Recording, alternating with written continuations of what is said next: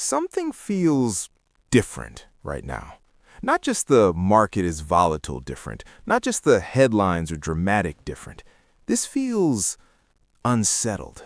You can feel it too, can't you? AI is moving faster than any regulation we can write for it. Politics feel fundamentally unstable. Tariffs, debt, and global tension are stacking on top of each other like loose bricks. And quietly, in the background, a question is spreading, almost in a whisper. Is the next big crash coming? The question isn't if markets will fall, they always do. It's whether this one will be worse. Because this is the part of the cycle where people start to look around and say, I've never seen anything like this before. I want to talk about the biggest warning sign in the market right now, but it's not a chart. It's not some guru's prediction, and it's definitely not a date circled on a calendar. Every generation believes it's living through something unprecedented, and they're usually right. In the late 1920s, it was unchecked leverage and wild speculation. In the late 1990s, it was the feeling that the internet was changing every rule we thought we knew. In 2008, it was a toxic combination of housing, banks, and debt. And today? Today, it's artificial intelligence evolving at an exponential rate. It's concentrated market power in the hands of a few giant companies. It's affordability issues that are hollowing out the middle class. And all of this has a layer of geopolitical uncertainty spread on top of a very fragile sense of confidence. What makes a moment like this so dangerous isn't that these risks exist. Risks always exist. It's that for the first time in a long time, multiple system-level risks are overlapping. They're feeding into each other. And when uncertainty stacks that high, people stop thinking about the long term. They stop building. They start searching for any kind of certainty they can find. This is when the hunt for the signal begins, the one indicator that will finally explain everything.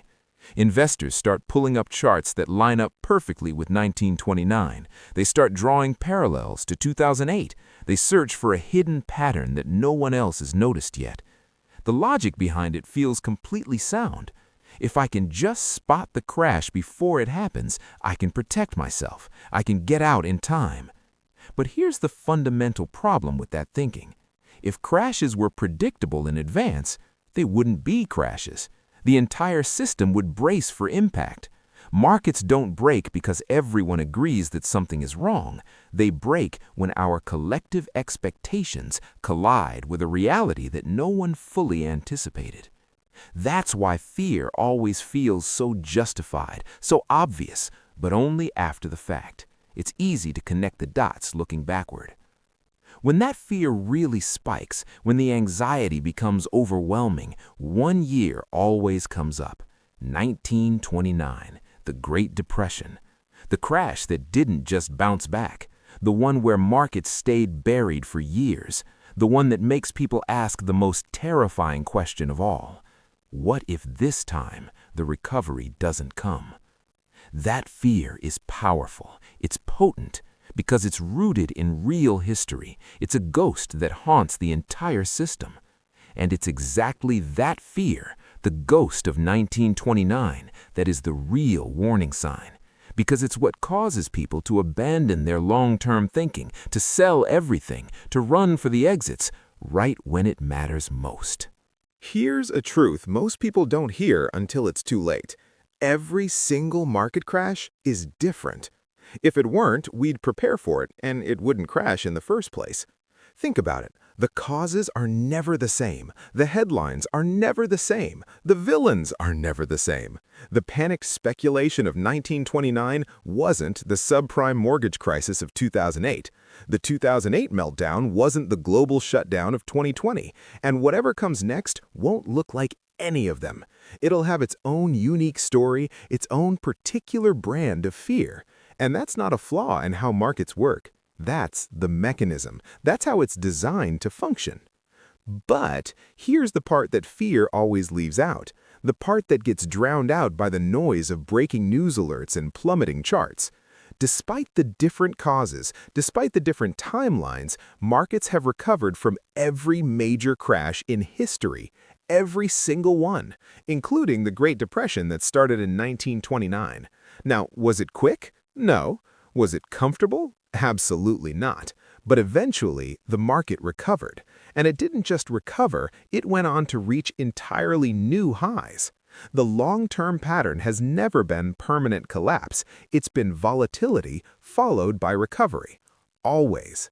And the people who benefited, the ones who rebuilt their wealth and then some, they weren't fearless superhumans, they were just disciplined. This is where the real divide shows up. During a downturn, beginner investors do what their fear tells them to do. They panic sell. They flee to the sidelines, moving everything to cash. They wait for things to calm down, for some magical moment of clarity. But the wealthy, the experienced investors, do the exact opposite. They stay invested. They don't waste a single second trying to time the absolute bottom. It's a fool's errand. They don't react to every terrifying headline. They just stick to the plan. They continue to dollar-cost average into low-cost index funds, buying during the good times and, crucially, buying during the bad times. They understand something most people only learn through painful mistakes. Missing the recovery is far more damaging to your wealth than enduring the decline. The market rewards patience, not prediction. So, what's the biggest warning sign, the red flag you should actually be watching for? It's not AI, it's not politics, it's not whether the next downturn is big or small. The biggest warning sign is internal. It's that moment when you start telling yourself that this time is different. It's when you let the fear convince you to abandon your plan just because the story feels new and unprecedented. That exact moment is when temporary volatility, a normal part of the process, transforms into a permanent loss for you. No one knows when the next downturn will come. No one knows what the trigger will be. But we do know this. Markets go up, markets go down. And over the long term, they have always recovered. The biggest mistake you can make isn't living through a crash, it's letting fear convince you that this time there's no way back. Stay the course, keep investing, let time, not panic, do the work.